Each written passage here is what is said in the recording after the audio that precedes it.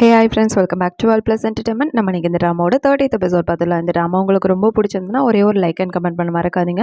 நம்மளோட Instagram and வாட்ஸ்அப்பில் வந்துட்டு ஃபாலோ பண்ணிக்காதவங்க ஃபாலோ பண்ணிக்கோங்க. டிஸ்கிரிப்ஷனில் வந்துட்டு லிங்க் இருக்குது. இப்போ வாங்க நான் இந்த ட்ராமாக்குள்ளே போயிடலாம். எபிசோடோட ஸ்டார்டிங்கில் யூனா வந்துட்டு தனியாக உட்காந்து ஃபீல் பண்ணிட்டு இருப்பா. தன்னால் தான் அவன் வந்துட்டு ஹேண்ட் செத்து போயிட்டான், அது காரணம் தான் அப்படின்னு சொல்லிட்டு பல விஷயங்களை யோசிச்சு பார்த்தா அவள் ஃபீல் பண்ணிட்டு இருப்பா. எல்லா விஷயங்களுக்கும் நான் தான் காரணம் அப்படின்னு சொல்லிட்டு சில விஷயங்களை யோசிச்சு பார்த்தா அவளுக்குள்ளே வேற புலம்பிட்டு இருப்பாளா. அதுக்கப்புறம் 10 வருஷத்துக்கு முன்னாடி ஒரு இன்டர்வியூ கொடுத்துருப்பாள். அதில் இவளை எடுத்த ஃபோட்டோக்கு பின்னாடி வந்துட்டு நம்ம ஹேண்ட் இருந்துட்டு இருப்பான். அதை பார்த்த உடனே அவளுக்கு இன்னும் வந்துட்டு மன கஷ்டமா போயிடும். ஸோ எப்பவுமே என் பின்னாடி தான் இருந்திருக்கல்ல, எதையுமே வந்துட்டு கவனிக்காம நான் முன்னோக்கி போயிட்டு இருந்திருக்கேன் அப்படின்னு சொல்லிட்டு இன்னும் வந்துட்டு ஹர்ட் ஆகி அழ ஆரம்பிச்சிடுவா. இவன் இந்த மாதிரி ஃபீல் பண்ணி அழுகிற எல்லாத்தையும் வந்துட்டு நம்ம ஹேண்டும் வெளியே நின்று கேட்டுட்டு அதுவும் ஒரு பக்கம் ஃபீல் பண்ணிட்டு தான் இருக்கும். எனக்கு தெரியும் நீ என்னை ரொம்ப லவ் பண்ண அப்படின்னு சொல்லிட்டு, ஆனால் அந்த டைம்ல வேணும்னே வந்துட்டு என்னை விட்டுட்டு போயிடு அப்படின்னு சொல்லிட்டு உன்னை நான் ரொம்ப ஹர்ட் பண்ணிட்டேன்ல, அதுக்காக சாரி அப்படின்னு சொல்லிட்டு ரொம்பவே வந்துட்டு இன்னும் கதறிட்டு இருப்பாவ. இவன் இந்த மாதிரி அவளுக்குள்ளேயே அவளை ஹர்ட் ஆகுறத பார்த்துட்டு நம்ம ஹேண்டால சும்மா இருக்க முடியாது. டேரக்டா உள்ள வந்துட்டுல, இங்க பாரு நீ இந்த மாதிரிலாம் ஹர்ட் ஆகாத, எல்லாமே வந்துட்டு நடக்க வேண்டியதுதான் நடந்திருக்கு. வந்துட்டு ஹேனை கொண்டுட்டான், அதுவும் தன்னாலதான் அப்படின்னு சொல்லிட்டு நினைக்கிறல்ல, அப்படிலாம் எதுவுமே கிடையாது. அதுக்காக நீ கில்ட் ஆக வேண்டிய அவசியமே கிடையாது.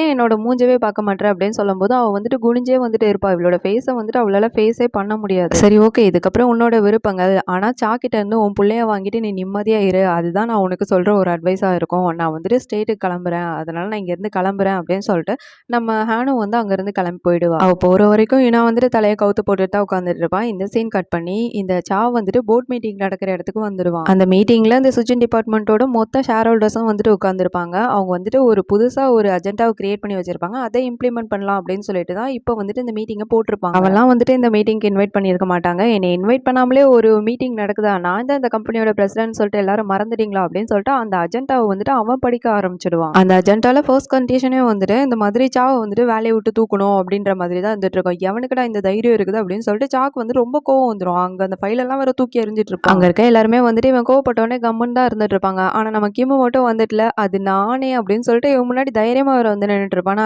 எதுக்காக இந்த மாதிரிலாம் பண்ணிட்டு இருக்கு அப்படின்னு சொல்லிட்டு சா வந்துட்டு கிமு பிடிச்சி கத்த ஆரம்பிச்சிடுவான். எப்பா அண்ணா, இப்ப அதிக ஷேர்ஸ் வச்சிருக்கிறது நான் தான் அப்படின்னு சொல்லும்போது, அது எப்படி அதிக ஷேர்ஸ் வந்துட்டு என்கிட்ட தானே இருந்தது அப்படின்னு சொல்லிட்டு நம்ம சாவும் சொல்லும்போது அதுக்கு கிம் வந்துட்டு சொல்லுவான், அதுவா நீ பண்ண வேலையால தான் எல்லாமே நடந்தது, நீ பண்ண வேலையால நம்ம கம்பெனியோட ஷேர்ஸ் வந்து ரொம்பவே குறைஞ்சு போயிடுச்சு, அதனால எனக்கு வாங்குறதுக்கு வந்துட்டு ரொம்ப ஈஸியா போயிடுச்சு. சேர்மனோட வாயோட ஹெல்ப்னால எத்தனை பெர்சன்டேஜ் நான் வச்சிருந்தா எல்லா டிசிஷனையும் எடுக்க முடியும் அப்படின்ற இதை வந்துட்டு அவன் மூலமா ஹெல்ப் வாங்கி நானே எல்லாத்தையும் முடிச்சிட்டேன் அப்படின்ற மாதிரி வர சொல்லிட்டு இருப்பான். இப்போ வந்துட்டு நம்ம கிம் வந்து எல்லா ஷேர் ஹோல்டர்ஸ் முன்னாடியும் போயிட்டு சில பல கண்டிஷன்லாம் வந்துட்டு நம்ம கம்பெனிக்காக வேணும் அப்படின்னு சொல்லிட்டு அதெல்லாம் சொல்லிட்டு கடைசியில வந்துட்டு இந்த பிரசிடென்ட் சாவை வந்துட்டு வேலையை விட்டு தூக்கணும் அப்படின்ற மாதிரியும் சொல்லிட்டு இருப்பான். உடனே இந்த சால அவங்க அப்பா கிட்ட போயிட்டு நல்லா வளர்த்து விட்டுருக்கப்பா புள்ளைய அப்படின்ற மாதிரி வர சொல்லிட்டு இருப்பான். சேர்மன் வந்துட்டு ஆனா சா பேசுறது எதையுமே கண்டுக்க மாட்டாங்க. நம்ம கிம் வந்துட்டு இது எல்லா கண்டிஷனுக்கு யாரெல்லாம் ஓகேவா கையை தூக்கி நில்லுங்க அப்படின்னு சொல்லும்போது ஃபர்ஸ்ட் கையை தூக்குறது வந்துட்டு சேர்மனா தான் இருந்துட்டு இருக்கும். சாக்கெல்லாம் அவ்வளவுதான் சரியான டென்ஷன் ஆயிடும். நீ எல்லாம் ஒரு தகப்பனா அப்படின்னு சொல்லிட்டு வர மைண்ட் வாய்ஸ்ல ஓடிட்டு இருக்கோம். அதுக்கப்புறம் அங்க இருக்க எல்லாருமே வந்துட்டு இவனுக்கு ஆப்போசிட்டா தான் வந்து கையை தூக்கிட்டு இருப்பாங்க. அப்புறமா அங்க இருக்க ஒருத்தவங்களும் வந்துட்டு இந்த கண்டிஷன் வந்து நிறைவேற்றப்பட்டது அப்படின்னு சொல்லிட்டு ஆர்டர்லாம் வேற கொடுத்துட்டு இருப்பாங்க.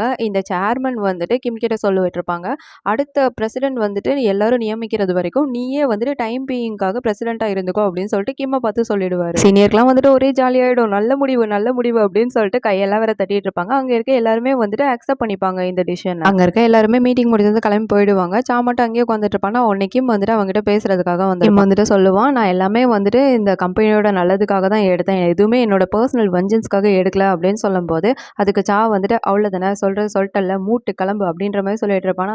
அப்புறமா கிம் வந்துட்டு சொல்லுவான், நீ வந்துட்டு ஹேனை கொல்ல சொன்னது வந்துட்டு நிஜமாவே நீ அதை மீன் பண்ணி சொல்லியிருக்க மாட்டேன், அவன் சாகணும்னு நீ சொல்லியிருக்க மாட்டேன்னு சொல்லிட்டு நான் நம்புறேன் அப்படின்னு சொல்லும்போது இந்த சாக்கு ஒரு மாதிரி ஆயிரும். ஆனா இருந்தாலும் வந்துட்டு சொல்லுவான், சொல்றதெல்லாம் சொல்லிட்டல, எத்தனை வாட்டி சொல்றது மூட்டு கிளம்புன்னு சொல்லிட்டு இப்பவும் சொல்றேன் மூட்டு கிளம்பு அப்படின்னு சொல்லிட்டு அவனை வந்துட்டு வெளியே தொத்து. அடுத்த சீன்ல கிம் வந்துட்டு ஹேனை கூட்டிட்டு ஒரு ரெஸ்டாரண்ட் வந்துட்டு இருப்பா. எதுக்காகடா இங்க கூட்டிட்டு வந்த அப்படின்னு சொல்லிட்டு ஹேன் கேட்கும்போது, இல்ல இங்க ஷின் வருவா அப்படின்னு சொன்னா, ஷின்னா நான் கிளம்புறேன் அப்படின்னு சொல்லிட்டு வேகமா இருந்துச்சுப்பாளா, இல்ல அவ உன்னை ரொம்ப மிஸ் பண்றா, ப்ளீஸ் உட்காரு பேசலாம் அப்படின்னு சொல்றதுக்குள்ளே நம்ம ஷின் வந்துட்டு அங்க வந்துடும். ஷின் வந்துட்டு ஷின்னும் ஹேனும் வந்துட்டு குட்டி வயசுல இருக்க போட்டோ இருக்கும்ல, அதை எடுத்துட்டு வந்து கிம் கிட்ட போயிட்டு, இது உன்னோட ரூம் கிளீன் பண்ணும்போது நான் எடுத்தேன், இதுல இருக்க குட்டி பொண்ணு நான் தான் சொல்லிட்டு எனக்கு நல்லாவே தெரியும், அந்த பெரிய பையன் யாருன்னு சொல்லிட்டு எனக்கு சொல்றியா அப்படின்னு சொல்லும்போது நம்ம கிம் வந்துட்டு சொல்லுவான், நீ வந்துட்டு நினைக்கிறது உண்மைதான், அவன் வந்துட்டு உன்னோட அண்ணன் தான், ஆனா வந்துட்டு அவர் யாருன்னு சொல்லிட்டு எங்களால உங்ககிட்ட சொல்ல முடியாது, நாங்க ஆல்ரெடி கண்டுபிடிச்சிட்டோம் அப்படின்னு சொல்லும்போது நம்ம ஷின்னே வந்துட்டு இது ஹேனு தானே அப்படின்னு சொல்லிட்டு கரெக்டா வந்துட்டு சொல்லிடும். இதை கேட்கிற ஹேனுக்குலாம் வந்துட்டு அப்படியே கண்ணெல்லாம் வர கலங்க ஆரம்பிச்சிடும், என்ன இவ கண்டுபிடிச்சிட்டா பொசுக்குன்னு அப்படின்னு சொல்லிட்டு பார்த்துட்டே இருக்கும்போது இது எல்லா விஷயங்களையும் பின்னாடி இருந்து இந்த சுஜா வந்துட்டு கேட்டுட்டு இருப்பான். இப்போ இப்போ வந்துட்டு இவனுக்கு நல்லாவே தெரிஞ்சு போயிடும் ஹேனோட உண்மையான தங்கச்சி யாருன்னு சொல்லிட்டு. அவ்வளோதான் பக்காவா ஒரு பிளானை போட்டு அவளை எப்படியாவது தூக்கணும் அப்படின்னு சொல்லிட்டு இவன் ஒரு பக்கம் பிளான் பண்ணிட்டு இருப்பான். வேற இங்கே ஷின் வந்துட்டு 2 பேர்கிட்டையும் கேட்டுட்டு இருக்கோம். அது எப்படி ஹேனோட உண்மையான சிஸ்டர் அப்படின்னு சொல்லிட்டு இங்கே ஹேன் இருக்கா,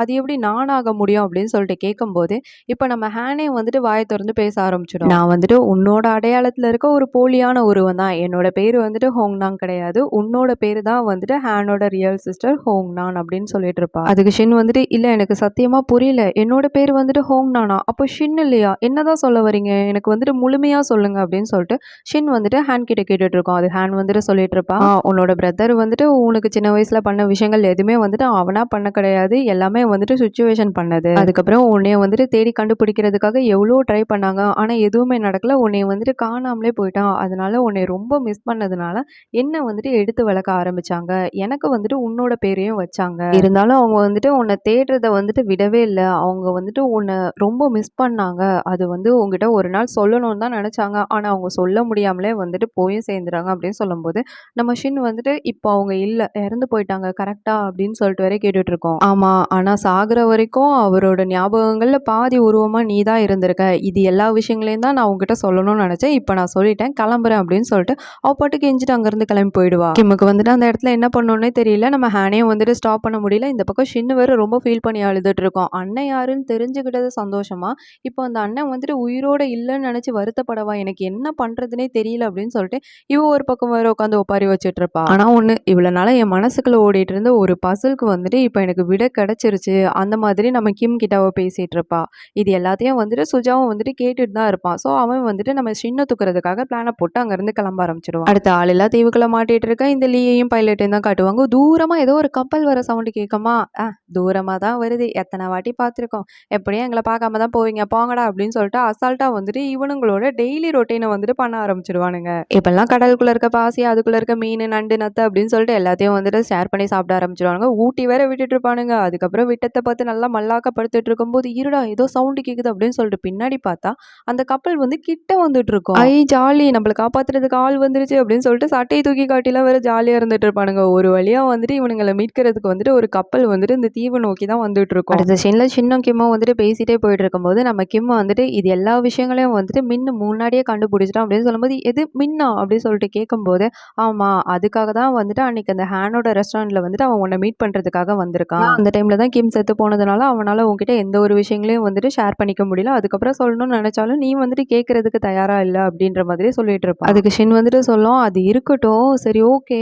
எனக்காக இவ்வளோ விஷயங்கள் பண்றியே நீ யாரு அப்படின்ற மாதிரி கேட்டுட்டு இருப்பாளா. அதுக்கு நம்ம கிம் வந்துட்டு சொல்லுவான், நான் வந்துட்டு ஒரு வழி போகன் அப்படின்னு சொல்லிட்டு நீ யோசிச்சுக்கோ, நான் இன்னும் 2 டேஸ்ல இங்கேருந்து கிளம்பிடுவேன், உங்ககிட்ட சொல்லிட்டு தான் போவேன் அப்படின்னு சொல்லும்போது நம்ம ஷின்னோட ஃபேஸே வந்துட்டு மாறி போயிடும். அவளுக்கு என்ன பேசுறதுனே தெரியாது, அப்படியே ஷாக் ஆகி தான் நின்று பார்த்துட்டு இருப்பா. இதோட இந்த சீனை கட் பண்ணி இந்த சாவை பார்க்கறதுக்காக யுனா வந்திருப்பா. யுனாவை பார்த்தோன்னே இந்த சா வந்துட்டு என்னது வேலை போயிடுதுன்னு சொல்லிட்டு எனக்கு கங்க்ராச்சுலேஷன் பண்ணிட்டு போக வந்திருக்கியா அப்படின்னு சொல்லிட்டு கேட்கும்போது நான் ஏன் அதெல்லாம் உனக்காக சொல்லணும், அதெல்லாம் ஒன்றுமே கிடையாது, உங்ககிட்ட சில விஷயங்கள் பேசணும், அதான் நேரடியாக பேசிட்டு போகலாம் வந்தேன் அப்படின்னு சொல்லிட்டு வர யுனா சொல்லிட்டு இருக்கோம். என்னது அப்படின்னு சொல்லிட்டு கேட்கும்போது ஒருத்தருக்கு ஒருத்தர் வந்துட்டு மாறி மாறி ரொம்ப காயப்படுத்திக்கிட்டே இருக்கும், இது வந்துட்டு இதோட முடிச்சுக்கலாம், இதுக்கப்புறம் வந்துட்டு இந்த மாதிரி பண்ணிக்க எனக்கு விருப்பமே கிடையாது, அதனால என்னோட பையனை மட்டும் என்கிட்ட கொடுத்துட்டு நான் உன் கண்ணிலே படாத மாதிரி எங்கேயாவது போயிடுறேன், அதை சொல்றதுக்காக தான் வந்தேன், சொல்லிட்டேன் நான் கிளம்புறேன் அப்படின்னு சொல்லிட்டு பாட்டுக்கு அங்கேருந்து கிளம்பி போயிடுவா. நான் வந்துட்டு இதெல்லாம் கேட்டு சரி இல்லை அப்படின்னு சொல்லிட்டு எந்த ஒரு பதிலுமே கொடுக்க மாட்டான். அவள் போகிறதே வந்துட்டு வேடிக்கை பார்த்துட்டு அங்கேயே வேற நின்றுட்டு இருப்பான். இதை கட் பண்ணி அப்படியே கிம்மா காட்டுவாங்க. இன்னும் 2 டேஸில் கிம் கிளம்ப வேண்டிய நாள் இருக்கும். அப்போ 2 டேஸ் கழிச்சு அப்படின்னா 2 டேஸ்க்கு முன்னாடி ஹேண்ட் கிளம்ப வேண்டிய நாளில் அப்போ இன்னைக்கு தான் வந்துட்டு ஹேண்ட் கிளம்ப வேண்டிய நாளில் அதையும் வந்துட்டு யோசிச்சு பார்த்துட்டு இருப்பான். இந்த ஆஃபீஸில் தானே ஸ்டார்டிங்லேருந்து எல்லா ரகலையும் வந்துட்டு ஸ்டார்ட் ஆயிருக்கும், அந்த விஷயங்களெல்லாம் வந்து நினச்சி பார்த்து சிரிச்சிட்டு இருப்பான். அப்போ வந்துட்டு சீனியர் அங்கே வந்துட்டு இருப்பாரு. இப்போதைக்கு நீங்கள் தான் பிரசிடென்ட், அதுக்காக வாழ்த்துக்கள், இது எனக்கு ரொம்ப சந்தோஷமா இருக்கு, இது ஒரு நல்ல முடிவு அப்படின்ற மாதிரி சீனியர் வந்துட்டு அவரோட மனசார தான் வந்துட்டு சொல்லிட்டு இருப்பாங்க கிம் கிட்ட.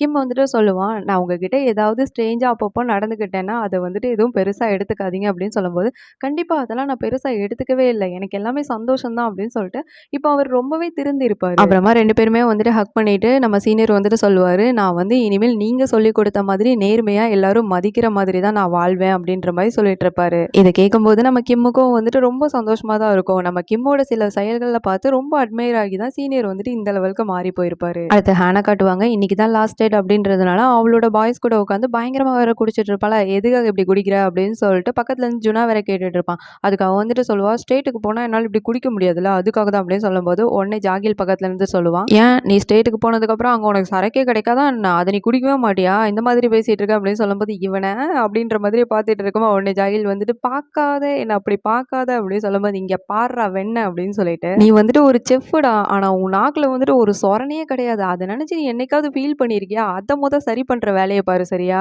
அதுவும் இல்லாம ரெஸ்டாரண்ட்க்கு வர ஜூனியர் செஃப் எல்லாம் வந்துட்டு கிண்டல் பண்ண புள்ளி பண்ணன்னு வச்சுக்கோ, என் கண்ணை நோட்டி கையில குத்துருவேன், நான் உன்னை வாட்ச் பண்ணிட்டே தான் இருப்பேன் அப்படின்னு சொல்லிட்டு அவனுக்கு வந்துட்டு ஒரு அட்வைஸை போட்டு மிரட்டிட்டு இருக்கோம். அப்புறமா ஜுனா பக்கம் திரும்பி நீ வந்து ஒழுங்கா யுனாவை பாத்துக்கிற சரியா அப்படின்னு சொல்லும்போது அவன் எதுவுமே பேச மாட்டான், அப்படியே கம்முனே வேற சில மாதிரி உட்காந்துட்டு இருப்பானா. இதை கேட்ட ஜாகில் வந்துட்டு அவன் கிடக்குறான் நான் பாத்துக்கிறேன் அப்படின்ற மாதிரி சொல்லிட்டு இருப்பானா. நீ இருடா அவன் ஏன்டா பதில் சொல்ல மாட்டான் அப்படின்னு சொல்லிட்டு ஜுனா கிட்ட கேட்கும்போது, இல்ல நான் ரிவெஞ்ச் எடுக்கணும், கண்டிப்பா வந்துட்டு ஹேனை கொண்டவங்கள ரிவெஞ்ச் எடுப்பேன் அப்படின்னு சொல்லும்போது, இது ஹேனே வந்துட்டு விரும்ப மாட்டாங்கடா, நீ வந்துட்டு உன்னோட வேலையை பாரு அப்படின்னு சொல்லிட்டு ஹேன் வந்துட்டு அவனுக்கு அட்வைஸ் பண்ணிட்டு இருப்பான். ஆனா அவன் மூஞ்ச பார்த்தா இவ சொல்றதெல்லாம் அவன் பெருசா கேட்கற மாதிரியே கிடையாது. ரிவெஞ்ச் எடுத்தே தருவான் அப்படின்ற மோட்ல தான் அவன் உட்காந்துட்டு இருப்பான். அடுத்து இந்த ஜாகில் வந்துட்டு யுனாக்கு மெசேஜ் பண்ணியிருப்பான், இந்த மாதிரி ஹேன் வந்து இன்னைக்கு ஸ்டேட்டுக்கு கிளம்புறா, என் கூட உட்காந்து சரக்கு அடிச்சிட்டு இருந்தா, ஆனா பல விஷயங்களை வந்துட்டு லூசு மாதிரி பேசிட்டு இருந்தா அப்படின்னு சொல்லும்போது இவளோட ஃபேஸே வந்துட்டு ஒரு மாதிரி இவளால பார்க்க முடியல பேச முடியல அப்படின்னு சொல்லிட்டு இப்போ வந்துட்டு அவ ஒரு ஷூட்ல இருந்துட்டு இருப்பா. டெட்லே டைம் ஆயிடுச்சு நடிக்க வாங்க அப்படின்னு சொல்லிட்டு கூப்பிடுவாங்க. அவ போட்டோக்கு போஸ்ட் கொடுத்துட்டு இருக்கும்போது பக்கத்துல இருந்து நம்ம ஹேண்ட் வந்துட்டு இது எல்லாத்தையுமே வந்து நோட் பண்ணிட்டு தான் இருப்பா. இனிமேல் வந்துட்டு உன்னோட வாழ்க்கை வந்து ஷூட்லயே கொஞ்சம் பிஸியா போயிடும், அப்ப என்னை பத்தின ஞாபகங்கள் கொஞ்சம் குறைய வாய்ப்பு இருக்கு, நீ சந்தோஷமா இருந்தாலே எனக்கு போதும் அப்படின்னு சொல்லிட்டு அவளே 10 பேர் சிரிச்சிட்டு இருப்பா. நம்ம யுனா வந்துட்டு அவளோட டீம் கூட வந்துட்டு போட்டோ எடுத்துட்டு இருப்பா. இந்த போட்டோல வந்துட்டு ஒரு ஓரமா ஹேண்ட் நிக்கிறதையும் வந்துட்டு காட்டுவாங்க.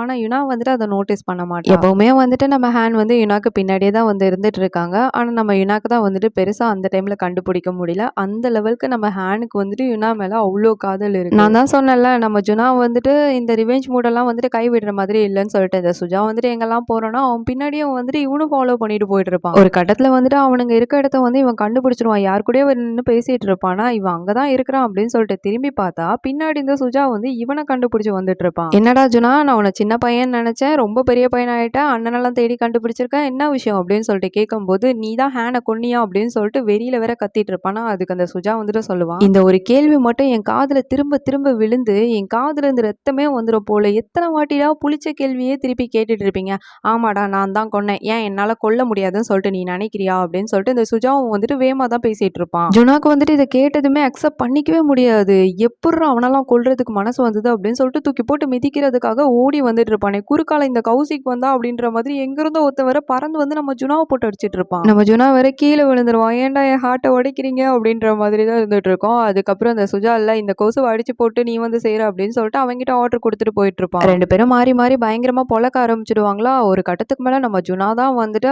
அவனை பயங்கரமா அடிச்சிட்டு இருப்பானா, அவனுக்கு ரத்தம்லாம் வேற வந்துட்டு இருக்கும். எதுக்காக நம்ம இவனை அடிக்கிறோம், ஏன் இப்பெல்லாம் பண்ணிட்டு இருக்கோம் அப்படின்னு சொல்லிட்டு நம்ம ஜுனாக்கு ஒரு மாதிரி ஃபீலிங் ஆகி அவன் கொஞ்சம் டைவர்ட் ஆயிடுவான். அப்படியே அடிக்காம இவன் வந்துட்டு இந்த மாதிரி அடிக்காம இருக்கதை பார்த்தோன்னே இந்த கௌசிக் வந்துட்டு அந்த டைமை யூஸ் பண்ணி நம்ம ஜுனாவோட வயிற்றுலேயே வந்துட்டு பாட்டில் இறக்கி விட்டுருவான். அவ்வளவுதான், ஜுனாவோட வயிற்றுல இருந்து ரத்தம் வர பொல பொலன்னு கொட்ட ஆரம்பிச்சிடும். நம்ம ஜுனா வந்துட்டு ஒரு நிமிஷம் அவனுக்கு பாவம் பார்த்தா அவன் இவனுக்கு பாலே ஊத்திடுவான் போல, அவனை பிடிச்சி வர கீழே தள்ளி விட்டுட்டு இருப்பானா அந்த கௌசிக். அதுக்கப்புறம் அந்த சுஜா வந்துட்டு என்ன பூ ரொம்ப அடிபட்டுருச்சோ, பாஸோட பாசத்துல பொங்குனியே, நீ பாசுகிட்டே போய் சேரு சரியா, உனக்கு துணைக்கு பாஸோட தங்கச்சியும் அனுப்பி வைக்கிற சரியா அப்படின்னு சொல்லிட்டு வில்லத்தனமா வர அவன் பேசிட்டு இருப்பான். அவகிட்ட இருந்து காசெல்லாம் ஆட்டையை போட்டு அவளை வந்துட்டு உனக்கு துணைக்கு அனுப்பி வைக்கிற சரியா, ரொம்ப நேரம் ஆகாது, இப்போ போயிட்டு அதுதான் பண்ண போறேன் அப்படின்னு சொல்லிட்டு இருப்பான். அவன் வந்து ஷின்னு நினைச்சுதான் சொல்லிட்டு இருப்பான். ஆனா ஜுனாக்கு வந்துட்டு ஷின்னு தான் உண்மையான சிஸ்டர்னு தெரியாதுல, அவன் வந்துட்டு ஹேனன் தான் நினைச்சிட்டு இருப்பான். எப்படி அண்ணன் கிளம்பட்டா அப்படின்னு சொல்லிட்டு வரட்டான்னு மண்டையிலே ஒரு அடி அடிச்சுட்டு தான் அவங்க இருந்து கிளம்பி போயிட்டு இருப்பான். இந்த சுஜா வந்துட்டு ஷின்னுக்கு தான் கால் பண்ணிட்டு இருப்பான், இந்த மாதிரி நாங்க ரியல் எஸ்டேட் ஏஜென்சில இருந்து கால் பண்றோம், உங்களுக்கு ஹேனை தெரியுமா அப்படின்னு சொல்லிட்டு கேட்கும்போது அவ வந்துட்டு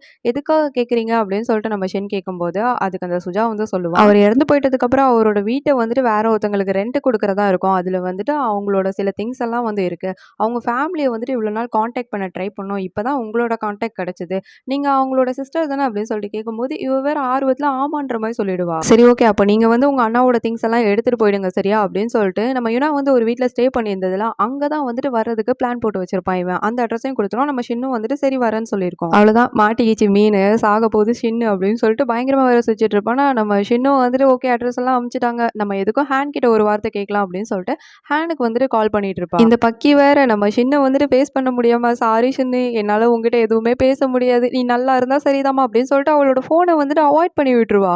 அவ போனை கட் பண்ணதுமே வந்துட்டு இந்த ஜுனா வந்துட்டு இவளுக்கு கால் பண்ணிட்டு இருப்பான். அவன் வேற அங்க பாட்டில்ல குத்துப்பட்டு ரத்த வெள்ளத்துல கிடப்பான்ல, அவனால பேசவே முடியாது. அவன் பேசாம இருக்கதை பார்த்தோன்னே இவளுக்கு பதட்டமாயிடும், என்னடா என்னாச்சு அப்படின்னு சொல்லிட்டு கேட்கும்போது கஷ்டப்பட்டு வந்துட்டு இந்த மாதிரி சுஜா கூப்பிட்டா நீ போகாத அப்படின்ற மாதிரி இவகிட்ட சொல்லிட்டு இருப்பான். எப்படியோ திக்கி திணறி எல்லா விஷயங்களையும் வந்துட்டு சொல்லிடுவான். ஆனா இவளுக்கு தான் எந்த ஒரு காலம் வரல. அப்போ ஷின்னு தான் வந்துட்டு ரியல் சிஸ்டர் சொல்லிட்டு அவன் கண்டுபிடிச்சிருப்பானோ அப்படின்னு சொல்லிட்டு இவளுக்கு வேற பயங்கரமா ஷாக்கா இருந்துட்டு இருக்கும். அதுக்கப்புறம் தான் அவனுக்கு அடிபட்டுருச்சு அப்படின்ற விஷயத்தையே சொல்லும்போது இவளுக்கு அதுக்கு மேல ஷாக்கு. என்னடா பேசுற, எங்கடா இருக்கிற அப்படின்னு சொல்லிட்டு ரொம்ப பதட்டமா வந்துட்டு அங்க இருந்து குடுகுடுன்னு ஓடி போயிட்டு இருப்பா இவ. அந்த கௌசிக்கும் சுஜாவும் நம்ம ஜுனாவை குத்தி நம்ம எல்லாரும் ஹார்ட்டையும் வந்துட்டு உடைச்சிட்டானுங்க. அவனுக்கு 2 பேரையும் போட்டு ஹேண்ட் வந்து மிதி மிதின்னு மிதிச்சாதான் எனக்கெல்லாம் மனசு ஆறும்ப்பா. ஷின்னு வேற சொன்ன மாதிரி அந்த வீட்டுக்கு வேற வந்துட்டு இருக்குமா, என்னடா எவனையும் காணோம் அப்படின்னு சொல்லிட்டு இருக்கும்போது சுஜா வந்துட்டு பின்னாடி இருந்து வந்து வாங்க உங்களை தான் எதிர்பார்த்துக்கிட்டு இருந்தேன் அப்படின்ற மாதிரி வேற சிரிச்சுட்டு இருப்பான். அப்படியே கட் பண்ணி இந்த கிம்ம தான் காட்டுவாங்க. பக்கி பேபிள் போற நேரத்துலயே ஊந்து ஊந்து வேலை பார்ப்பான் போல. ஆஃபீஸ்ல தான் உட்காந்துட்டு இருப்பான். அவனுக்கு வந்துட்டு இந்த சுஜா வந்து கால் பண்ணிருப்பான். இங்க வந்து சுஜா வந்து ஷின் கிட்ட சொல்லிட்டு இருப்பான், இதுதான் உங்க அண்ணன் வாழ்ந்த வீடு, அங்கதான் உங்க அண்ணனோட போட்டோஸ்லாம் இருக்கு அப்படின்னு சொல்லிட்டு இது எல்லாத்தையும் வந்துட்டு எக்ஸ்பிளைன் பண்ணிட்டு இருப்பான்.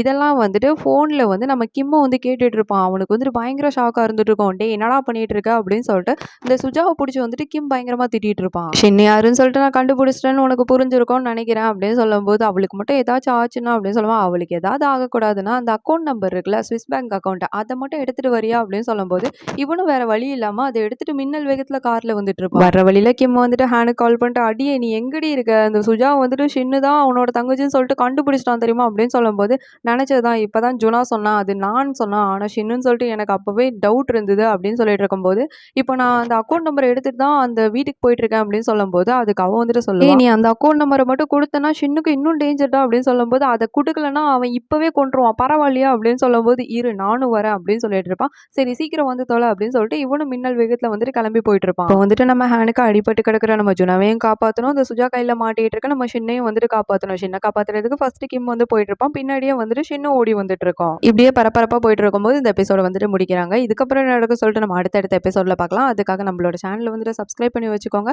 இந்த ட்ராமா உங்களுக்கு ரொம்ப பிடிச்சதுன்னா ஒரே ஒரு லைக் அண்ட் கமெண்ட் மறக்காம பண்ணிடுங்க. நம்ம அடுத்த எபிசோட்ல பார்க்கலாம். அது வரைக்கும் பை பை ஃப்ரெண்ட்ஸ்.